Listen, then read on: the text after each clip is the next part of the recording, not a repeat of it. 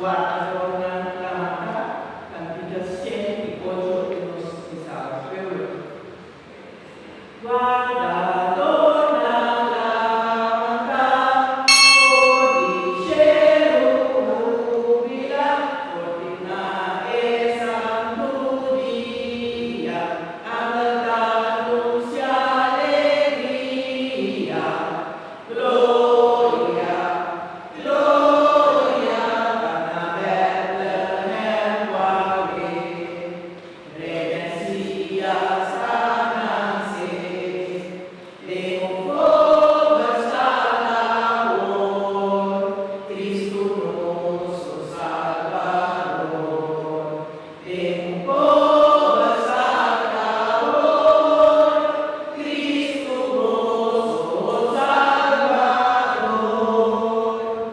Como solo conocer de pesebre tamaño, Luciditu di Maria, deseada su compañía.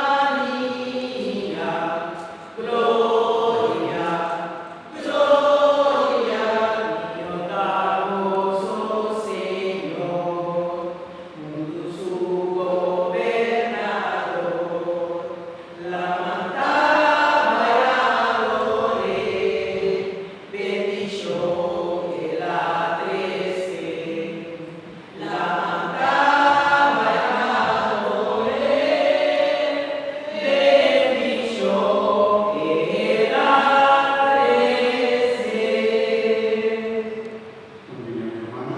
Buen día, pastor. Además, ahora ya hay una Biblia de Dios, que Dios bendiga en nombre de los Padres, de Dios y del Espíritu Santo. Amén. Gracias al Señor Jesucristo, sea con vos. Y vos, Espíritu. María nos dice de misericordia y perdón, constante en seguir a la Biblia de Dios con un corazón limpio, que está arrepentido y que da de lo que nos atrae por la realidad de Dios. Uno no hace, pero nuestro que hace. Nuestra petición de misericordia por toda la Biblia de Dios, la ley de misericordia, de bondad y de amor. Ordenamos, Señor, a los padres latinoamericanos, para lo que no hacen, para lo que nos hacen mal a la vida de vida.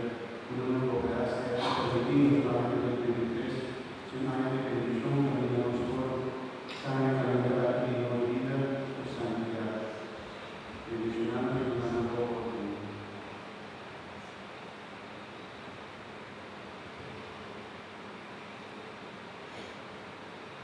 Y te pongo